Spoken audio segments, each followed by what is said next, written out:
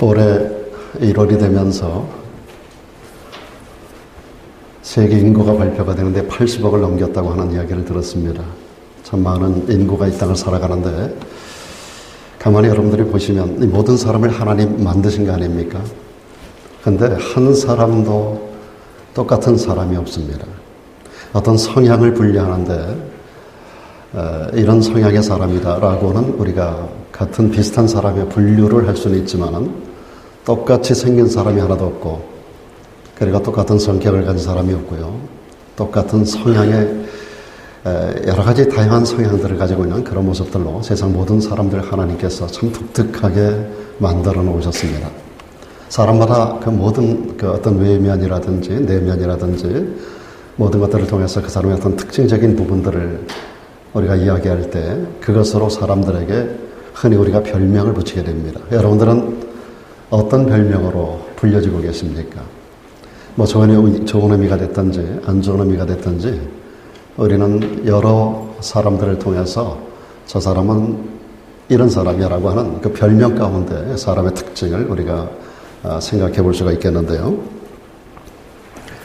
성경에 가장 아름다운 이름이 뭘까를 생각해 봅니다. 전 두 개의 이름이 있다고 생각해요. 가장 아름다운 별명이라 그럴까요? 그리스도인이라고 하는 이름이 가장 아름다운 별명이고, 또 그와 더불어서 가장 아름다운 또 하나의 별명이 있습니다. 우리 모든 그리스도인들에게 붙여져야 할, 우리 모두가 그렇게 불려져야 할 그러한 별명인데요. 그게 바로 하나님의 사람이라고 하는 별명입니다. 그리스도인이라는 이름과 더불어서 가장 아름다운 이름, 별명이라고 말할 때 사람들이 여러분을 그리스도인이라고 그러잖아요. 그와 더불어서 저 사람은 과연 하나님의 사람이야 라고 불려질 수 있다면 우리는 가장 이상적인 그리스도인이라고 말할 수 있습니다. 제가 얼마 전에 여러분에게도 말씀드린 바 있습니다만은 미국 사람들은 세상을 떠나갈 때 그 장례 현장 앞에 이렇게 관을 이어놓고 관뚜껑을 열고, 그리고 장례 절차를 진행하면서 그 중에 한 순서가 자녀들이 나와가지고 그 아버지나 어머니를 회고하는 그런 시간들이, 추억하는 시간이 있지 않습니까? 제가 여러 교회에서 이런 말을 했지만 제 자녀가 여기 있는데 직접 이야기하는 건 처음인데요. 내 자녀가 내가 과연 세상을 떠났을 때 나의 관을 뉘어놓고 그 앞에서 우리 아빠는 이런 사람이었다라고 말할 때 저는 참 궁금해요. 우리 자녀가 아빠에 대해서 뭐라고 이야기할 것인가. 그것이 저에 대한 일생의 평가라고 생각이 됩니다. 아내도 아내지만은 자녀로서 세상 태어나서 일생을 살아가면서 가장 가깝게 지내왔던 내 아빠, 내 엄마, 그에 대한 평가가 가장 정확한 평가라고 생각이 드는데, 저는 이런 평가를 들었으면 좋겠다. 제 자녀가 있는 데서 처음 이야기합니다만은 My father was a man of God. 우리 아빠는 하나님의 사람이었어요 라고 하는 그런 평가를 들을 수만 있다면, 그런 말을 해달라는 게 아닙니다. 그런데 그런 말을 들을 수만 있다면 내 일생의 삶과 그리고 하나님 앞에 드렸던 사역 전체는 성공적인 삶을 살고 사역을 했다라고 평가된다라고 생각이 됩니다. 저를 가장 잘 알고 있기 때문입니다. 성경에서는 하나님의 사람이라고 하는 호칭을 선지자들에게, 특별히 구약성경에 보면 선지자들에게, 그리고 신앙인들 가운데서 가장 하나님 앞에 위대하게 쓰임받았던 높은 신앙을 가진 사람들에게 붙여졌던 명칭이 하나님의 사람이었었습니다. 사도 바울은 오늘 본문에서 이 말을 누구에게 던지는가 하면 그의 믿음의 아들이었던 디모데에게 던집니다. 디모데에게 사용하면서 이 땅을 살아가는 모든 그리스도인들이 이 명칭에 부끄럽지 않은 삶을 살아가기를 원하는 그런 간절함을 오늘 본문 가운데 담아내고 있습니다. 성경에 보면 그 이름값을 잘하지 못한 부끄러움으로 세상을 살았던 사람들이 많이 나와요. 이름값을 하지 못한 사람. 여러 사람이 있겠습니다만은 떠오르는 사람 하나가 있네요. 그 엘리멜렉이라고 하는 사람, 나오미의 남편이었죠. 룻기 1장에 한 번 등장하는 사람인데 그들이 어디 살았는가 하면 이스라엘 땅 베들레헴에 살았어요. 베들레헴은 빵의 집이라고 하는 뜻입니다. 예수님이 베들레헴의 출신 아니십니까? 거기서 나셨잖아요. 베들레헴 사람인데 그 땅에 기근이 있었어요. 기근이 있다 보니까 그 기근을 견디지 못하고 가족들을 전부 일으켜 이사를 갑니다. 이방 땅 모압이라는 땅으로 이사를 가요. 그 안에 나오미가 있고 큰아들 말론, 작은아들 기련이라고 하는 이 네 식구가 살았는데 함께 이사를 가요. 빵의 집이라고 하는, 여러분 예수님께서 탄생하신 그 땅은 특별한 의미를 지니고 있는 곳입니다. 특별히 이 땅은 하나님이 예비한 가나안 땅이고 적과 꿀이 흐르는 땅이고 하나님의 백성들에게 주어진 아주 특권을 유지할 수 있는 땅인데 그 땅에 잠깐 동안 흉년이 졌다고 해서 모든 것을 뒤로 하고 세상으로 나가버리고 말았다는 것이에요. 10년 동안을 사는 동안에 두 아들을 장가를 보냅니다. 그럼 5명의 식구가 되는데 남자들이 6명의 전부 다 3명이 되니까 6명이 되겠죠. 6명의 식구가 있는데 남자들이 다 죽어요. 얼마 후에 엘리멜렉이 죽고 말론과 기련이 그 뒤를 따라갑니다. 3명의 남자가 죽고 3명의 여자들만 남아요. 비극적인 이야기가 룻기 1장에 기록되고 있습니다. 베들레헴이라고 하는 것은 하나님의 교회를 상징합니다. 교회를 떠나고 믿음을 상징하는 이 교회를 떠나서 세상으로 나갑니다. 믿음이 없는 세상으로 나가서 그 땅 가운데서 그 인생과 문중을 실패하게 하는 그러한 스토리입니다. 이 엘리멜렉이라고 하는 그 이름의 뜻이 하나님은 나의 왕이시다라고 하는 의미를 가지고 있거든요. 이 이름이 얼마나 좋습니까?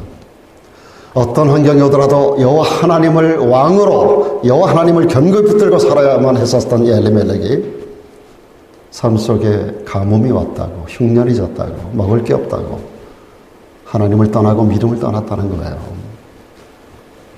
그럴 때 그 사람은 무가치한 인생이 되어버리고 이름값을 하지 못하는 실패하는 인생을 살게 되었다라고 하는 것입니다. 사랑 여러분, 우리는 세상에서 가장 아름다운 이름 그리스도인이라는 이름을 가지고 있습니다.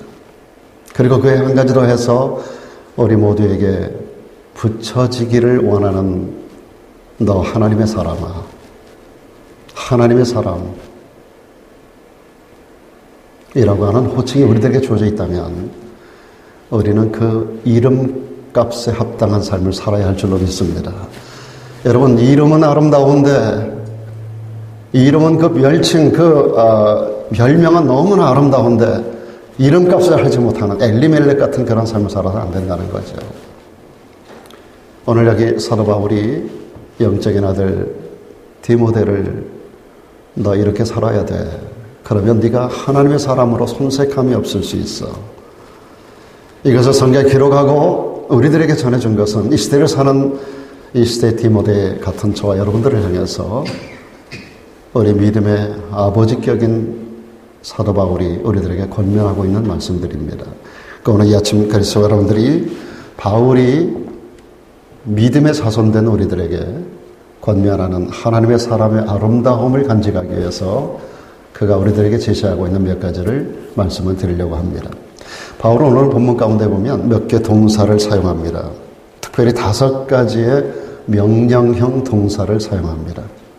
명령되어진 우리가 행동해야 할, 우리가 살아가야 할, 우리가 살아내야 할 그럴 5가지 동사를 던져주고 있습니다. 무엇보다 제일 먼저 던진 동사가 뭐예요?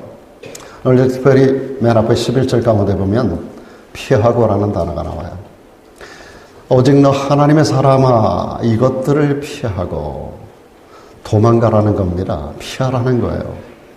일반적으로 도망간다라는 것은 비겁함의 상징적인 단어입니다. 그러나 때로는 도망가야 할 때는 도망갈 수 있어야 됩니다. 피할 것은 피해야 됩니다. 그것이 참된 지혜자의 모습일 수 있습니다. 그럴 때 우리는 승리의 삶을 살아갈 수 있는 겁니다. 여러분 아시는 대로 요셉이라고 하는 사람은 보디발의 아내가 유혹할 때 뭐 한두 번이 아니잖아요. 매일같이 눈을 깜빡거리고 보디발의 아내가 유혹할 때 그 자리를 늘 피했습니다. 결정적으로 집안에 아무도 없는 시간에 요셉의 옷을 끌고 방으로 끌고 들어가서 동침하자고 말하던 보디발의 아내의 유혹 앞에서 요셉은 저고리를 벗어 던지고 도망쳤다고 그랬습니다. 피한다는 것이 패배자일 수 있지만, 도망가는 것이 패배자에 대한 표현일 수 있지만, 때를 따라서는 지혜로운 그리스도인의 하나님의 사람다움의 아름다움을 유지하기 위해서 우리들에게 필요한 삶의 모습일 수 있다라고 하는 것을 보여주고 있습니다.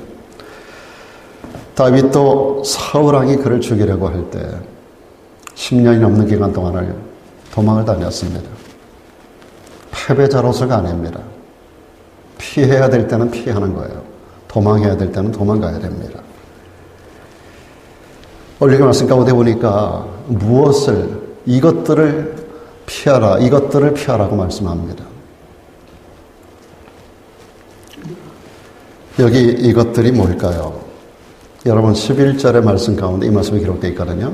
근데 이것들을 피하라고 하는 것을 보면 그 앞에 무언가를 말씀해 주고 있는 거예요.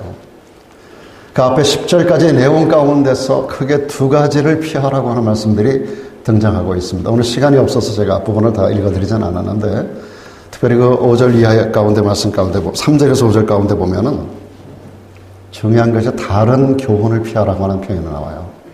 어렵다 따라합시다. 다른 교훈을 피하라.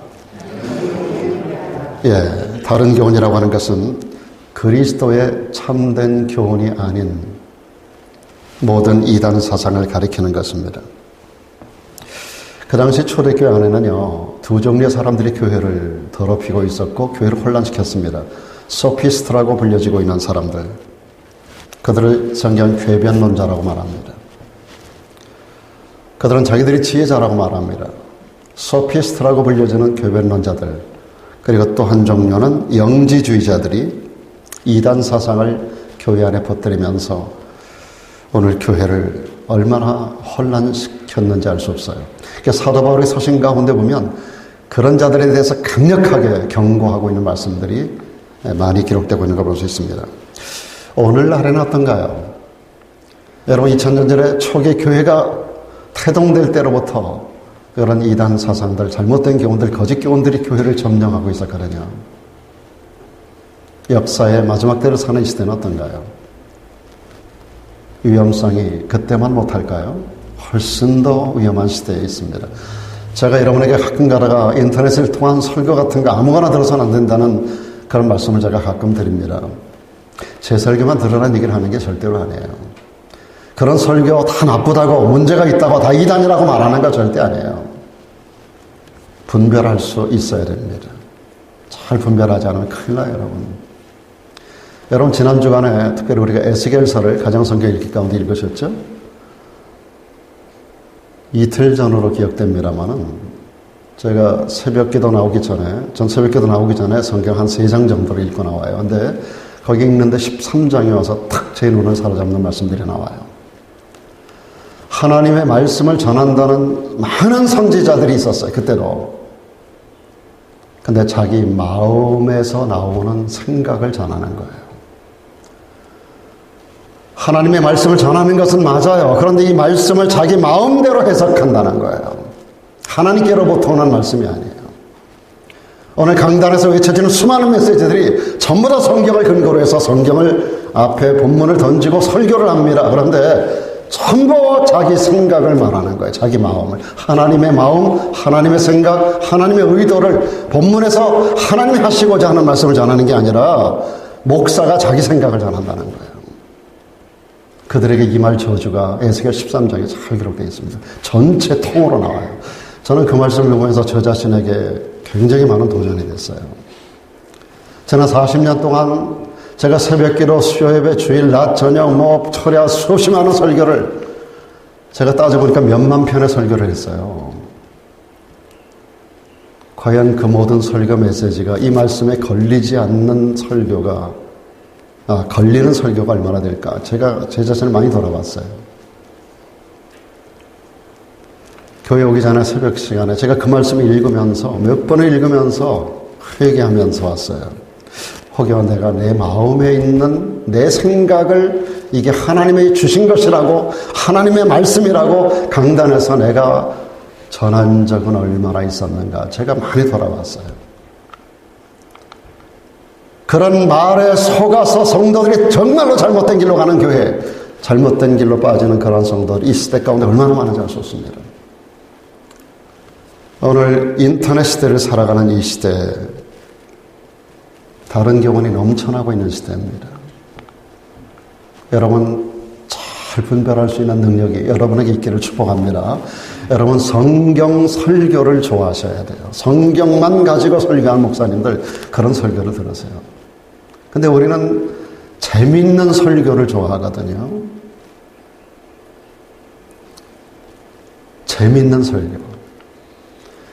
요즘 설교학에서 가르치는 설교학을 통해서 이렇게 쭉 저도 신학교에서 와서 제가 신학만 해도 얼마나 많은 시간을 했겠어요. 박사과정까지 얼마나 많은 시간을 했겠어요. 그런 과정 가운데서 제대로 된 설교학을 가르치는 교수들도 참 찾기가 어려워요. 제 사위도 설교학을 가르치는 교수지만 제가 상당히 유의해서 제가 봅니다.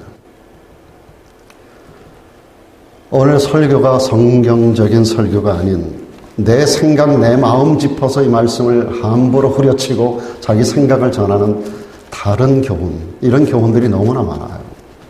이걸 여러분들이 분별하는 영적인 능력이 여러분에게 있기를 축원합니다. 여러분 매일 우리가 그 성경을 여러분들에게 계속 내드립니다. 지금 이번에 한두 달 지나면 이제 사독이 끝나고 전교일이 이제 오독제 들어가는데 여러분들이 이거 잘 따라오셔야 돼요.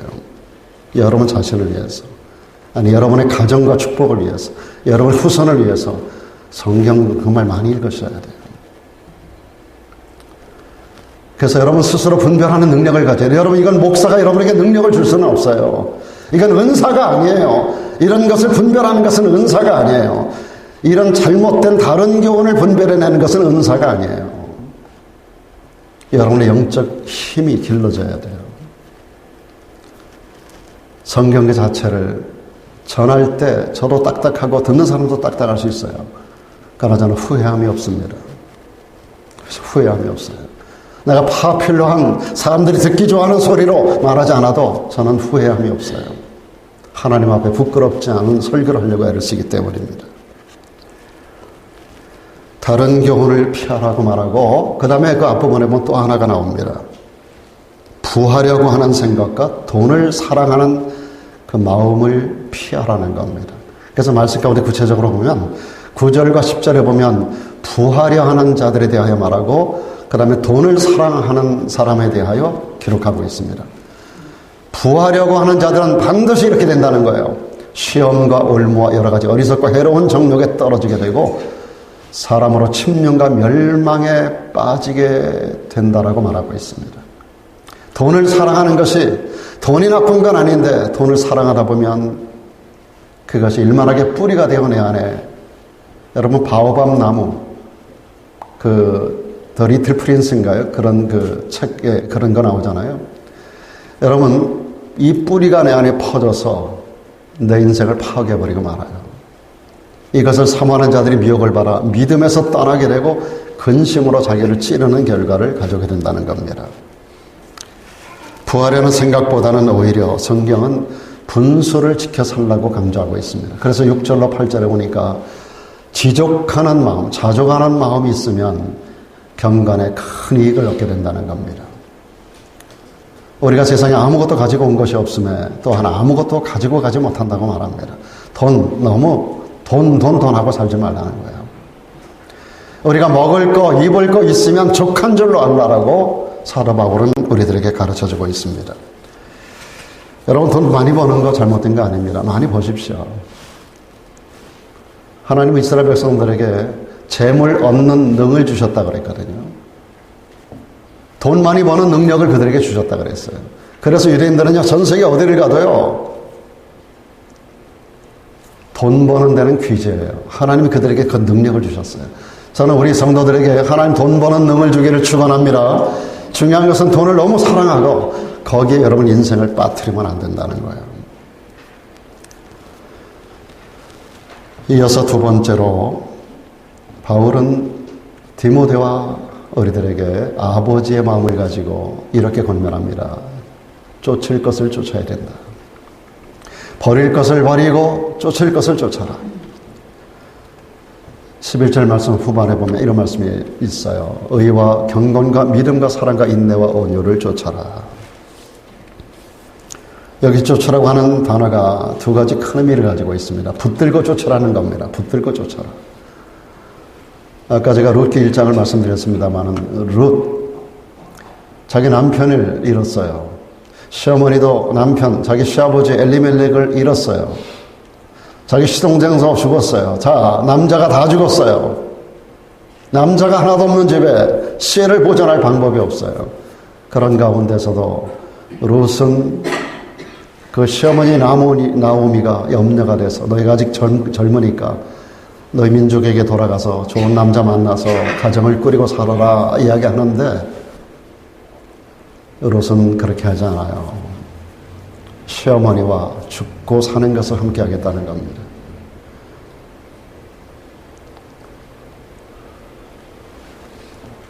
거기에 기록되고 있는 말씀이 붙쫓았다라 그렇게 나와요. 붙들고 쫓았다. 사랑 여러분, 우리가 예수님을 믿잖아요. 예수님을 붙들고 쫓기를 축원합니다. 사랑 여러분, 멀찍이 쫓으면 문제가 생겨요. 베드로는 예수님께서 결박당하여 끌려가시는데 멀찍이 주님을 쫓아가다가 그는 3번이나 주님을 부인하는 불행한 결과를 만들어냅니다. 어느 시간 이후 우리가 주님을 붙들고 쫓기를 축원합니다. 쫓을 것을 쫓아야 되는데 또 한 가지 이 쫓으라고 하는 의미는 헬라에 보면 디오케라는 단어가 있어요. 디오케. 추구하라는 겁니다. follow after라고 할까요? 추구하라는 거예요. 인생의 목표로 삼고 실현해 가라는 겁니다. 무엇을 그렇게 하라고 하는 걸까요? 무엇을 추구하라? 무엇을 인생의 목표로 삼고 따라가고 추구하라는 걸까요? 앞부분에서 사도 바울은 6가지를 던지고 있습니다. 제일 먼저 뭐라고 했어요? 의를 추구하라는 겁니다. 의를 쫓으라는 거예요. 여러분, 성경의 의는 예수 그리스도를 의라고 말합니다. 의를 추구하라고 하는 것은 다른 말로 예수 그리스도가 내 인생의 주인 되게 하라고 하는 것입니다. 여러분 인생의 주인이 여러분이 되지 않기를 축원합니다. 주님을 따르는 자들에게 첫 번째 주님이 요구하는 것은 자기를 부인하는 거예요. 그래서 사도 바울도 쫓을 것 가운데 첫 번째 우리가 쫓아야 될 대상이 의 대신 예수 그리스도를 쫓으라는 거예요. 나를 버리고 나를 비우고 그곳에 예수 그리스도를 주인으로 삼고 그분의 명령을 따라 인생을 살아가라고 하는 교훈입니다. 두 번째 따를 것을 경건이라고 했어요. 경건은 다른 말로 말하면 예수님을 닮는 겁니다. 예수 닮아 살아가는 거예요. 그리고 경건은 하나님을 가까이 하는 거예요. 햇빛 아래서나 그늘 아래서나 walking in the sunshine, walking in the shadow, walking every day, walking all the way, walking with Jesus. 예수님과 햇빛 아래서나 그늘 아래서나 좋은 때나 어두울 때나 고통이 있을 때나 영광을 얻을 때나 walking with Jesus. 예수와 함께 걸어가는 것. 이게 바로 경건을 쫓아가는 겁니다. 여러분 좋을 때만 아니라 안 좋을 때도 밝을 때만 아니라 어두울 때도 walking in the sunshine만이 아닙니다. walking in the shadow. 여러분 우리 가운데 그늘이 있고 고난이 있어도 walking every day, walking all the way, 모든 길에 모든 날의 모든 상황 속에서 walking with Jesus. 주님과 함께. 이것이 바로 경건을 쫓는 자의 삶인 줄로 믿습니다. 그리고 세 번째 쫓을 것을 믿음이라고 그랬어요. 하나님께 대한 전적인 신뢰의 삶을 살라는 겁니다. 이것은 6가지 확신을 가지고 살라는 겁니다.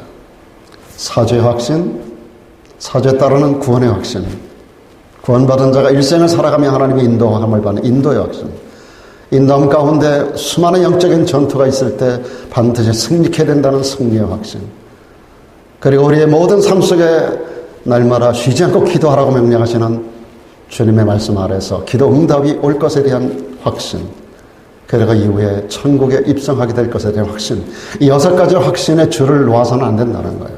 어떤 환경 속에서 6가지 확신을 가지고 따라가는 것이, 주님을 따르는 것이 이게 믿음을 쫓아가는 것입니다. 그 다음 네 번째, 사랑을 쫓으라 그랬어요. 사랑. 사랑은 여기서 헬라어 단어가 아가펜이라는 단어를 썼습니다. 주님을 위해서, 이웃을 위해서 목숨 걸고 사랑하라는 겁니다. 5번째 말하는 게 인내를 쫓으라는 겁니다. 인내. 불행과 고난에도 불구하고 흔들리지 않고 견딜 줄 아는 자가 되라는 거예요. 핍박이 오고 환난이 오면 쉽게 교회를 떠나고 믿음을 버리는 사람들이 많잖아요. 여러분 끝까지 인내하고 주님 나라에 설 때까지 달려갈 길을 달려가고 믿음을 지키고 승리하는 성도가 되기를 축원합니다. 바울은 이어서 6번째로 온유를 쫓으라고 말합니다. 온유는 하나님의 뜻, 하나님의 말씀, 하나님의 지시에 전적으로 순종하는 삶을 살아가는 것을 온유라고 말합니다. 어떤 환경이 오더라도 주의 뜻을 분별하고 주의 뜻이라면 손해를 보더라도 그 뜻대로 살아가는 거예요. 이게 온유함입니다. 하나님의 사람들은 이 6가지를 언제나 추구하고 살아야 된다. 그리고 이어서 세 번째, 싸우라 그랬습니다. 싸우라. 여러분 2절 상반절에 보니까 믿음에 선한 싸움을 싸우라고 말하잖아요. 여기 싸우라고 하는 단어의 뜻이 상을 얻기 위해서 경쟁하라는 겁니다. 하나님께서 상을 예비하시고 여러분들을 경쟁의 현장 가운데 각자 레인에 세워놓으셨어요. 신앙생활은 각계 전투예요. 각 개인이 때로 도움을 받을 수는 있지만 신앙생활은 하나님 앞에 개인적으로 서는 거예요. 하나님 앞에 각 개인이 평가를 받는 날이 옵니다. 그때 가면 누구 때문에 할 수 없어요. 우리 한 일로 하나님 앞에 서는 겁니다. 어떤 싸움을 싸우라 했습니까? 믿음의 선한 싸움을 싸워라. 여러분, 우리의 싸움은 혈과 육의 싸움이 아닙니다. 여러분, 피 터지게 머리 박치게 하고 사람들과 싸우지 마세요. 혈과 육에 관한 싸움을 싸우라는 게 아닙니다. 믿음의 선한 싸움을 싸워라. 여러분, 믿음의 선한 싸움을 싸울 때 믿음의 경주에서 싸워야 될 대상이 3가지가 있어요. 첫째, 싸워야 될 대상이 나 자신입니다. 내가 나를 이겨야 돼요.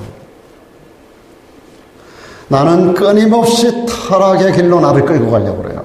나는 끊임없이 육체의 정력이 나를 끌어가려고 그래요. 나는 끊임없이 안목의 정력이 나를 끌어가려고 그래요. 나는 끊임없이 이생의 자랑이 나를 끌어가려고 그래요.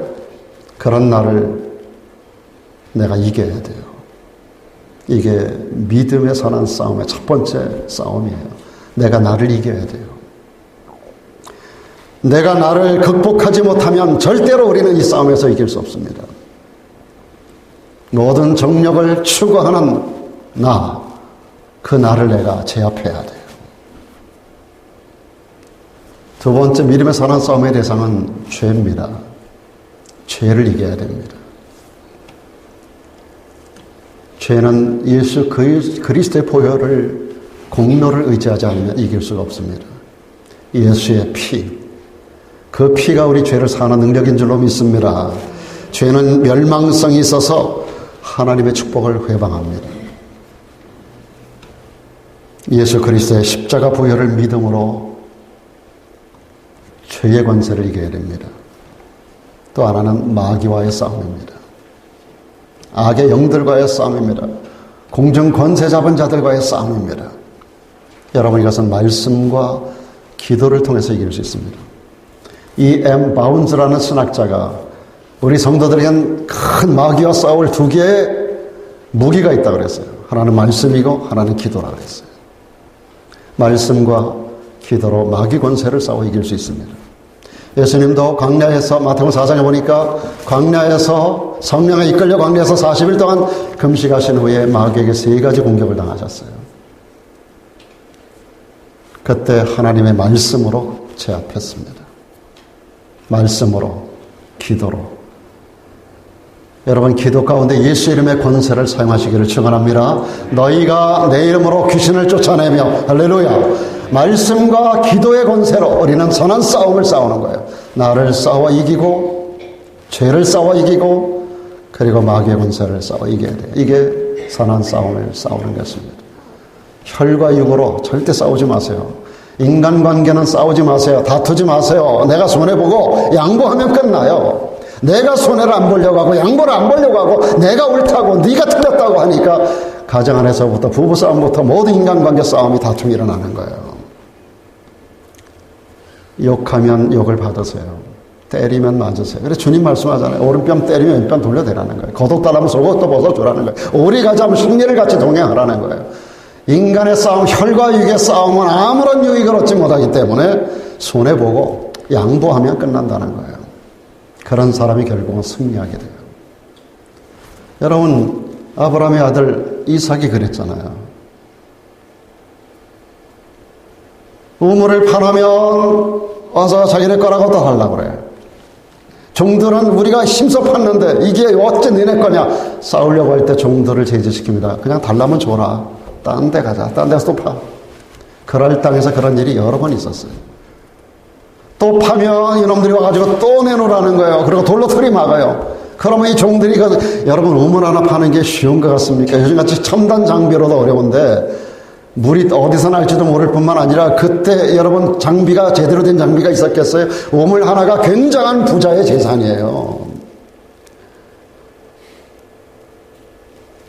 그걸 애써서 파놨는데 그럴 사람들이 와서 내놓으라는 거예요. 그러니 종들이 머리에 열이 안 뻗치겠어요? 이게 어찌 내낼 거냐고 자꾸 싸우는 거예요. 근데 이삭은 그렇게 하지 마라. 이삭이라는 그 이름, 아이잭이라는 그 이름 자체가 웃음이라는 뜻 아니에요? 그는 일생을 웃음으로 살았어요. 양보함으로. 그렇게 몇 번 하다 보니까 나중에는요, 그랄 왕이 군대 장관하고 와가지고 이삭 앞에서 무릎을 꿇어요. 네가 이겼다는 거예요.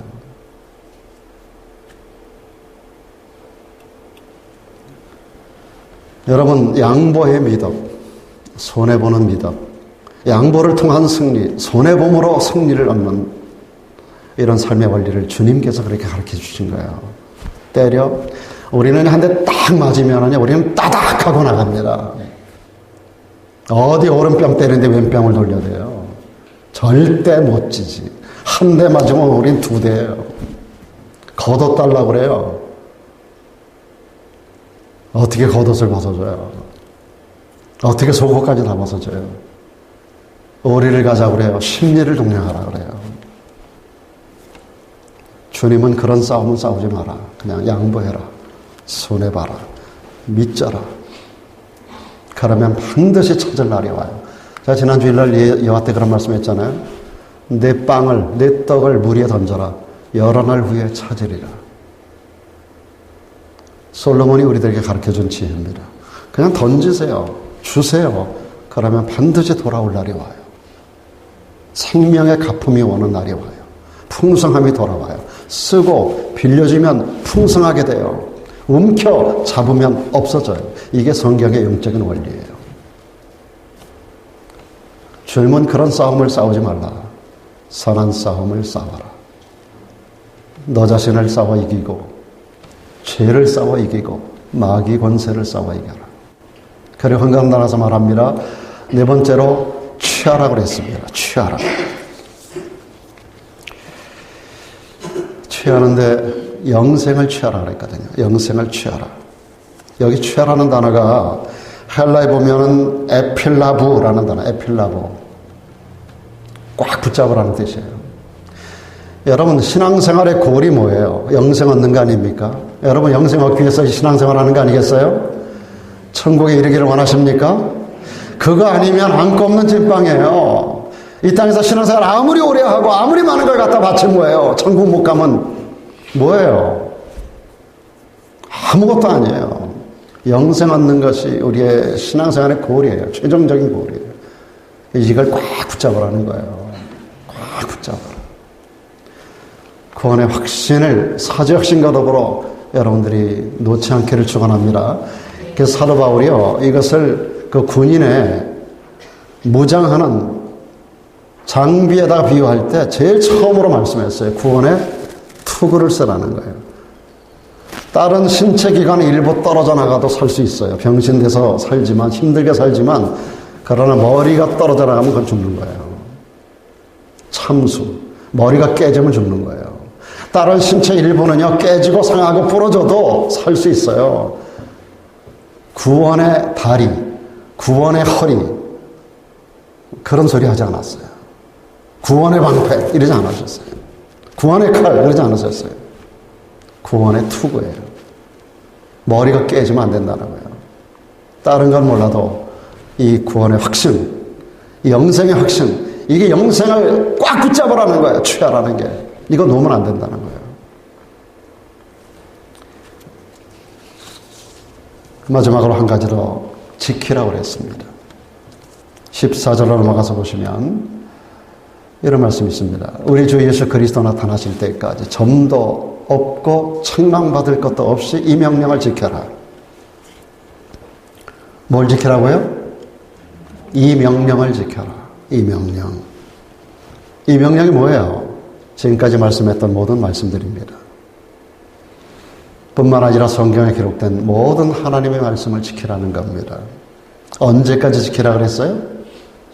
우리 주 예수 그리스도 나타나실 때까지. 이게 언제죠? 주님 다시 오시는 재림의 날까지. 이 세상 끝날까지, 이 세상 끝날까지입니다. 여러분 생명 마지막 호흡이 끝나는 순간까지.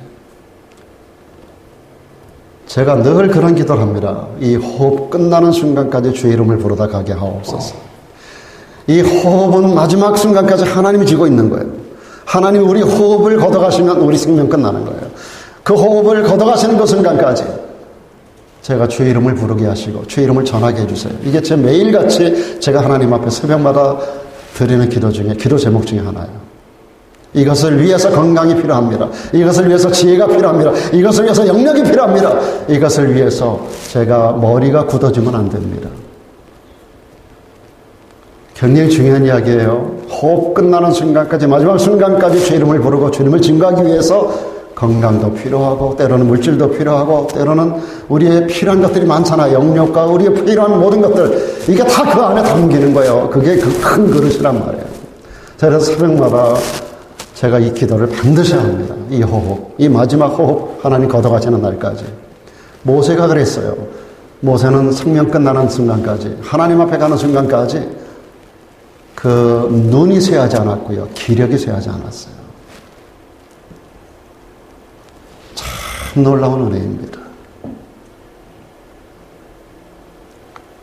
그것을 위해서 치매가 오면 안 되잖아요. 그것 때문에 건강이 더 무너지면 안 되잖아요. 그것 때문에 영역이 없으면 안 되잖아요. 그것 때문에 내가 예수를 부인한다든지 떠난 일이 있어서는 안 되잖아요. 여러분, 이게 굉장히 중요한 그릇입니다. 제가 매일 새벽마다 그걸 기도해요. 마지막 내 호흡이 끝나는 순간까지 주의 이름을 부르고 주의 이름을 전하고 탁월하게 하나님 앞에 쓰여지게 해주세요. 이것을 위해서 모든 필요한 것들을 공급해 주세요. 말 되지요? 여러분, 이런 기도 제목을 한번 가져보세요. 무조건 뭐 해달라, 뭐 달라 그러지 말고, 그런 분명한 하나의 목적을 놓고, 그것을 위해서 이게 필요하니 이거 주세요. 그것 때문에 이게 필요하니까 돈도 주세요. 건강도 주세요. 거기다 담는 거야. 하나 담아요. 사도 바울이 디모데에게, 이 시대를 사는 영적 자녀된 우리들에게 앞에 네 가지 언어로서 이 모든 것을 지키는데 주님 다시 오실 때까지.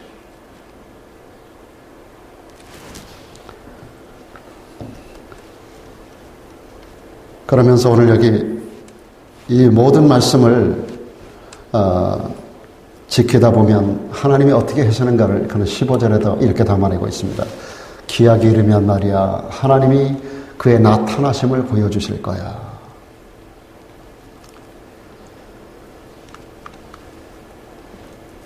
그러면서 하나님이 당신의 존재를 나타내 보이시는 것을 여기서 8가지로 표현하고 있습니다. 간단하게 언급하겠습니다.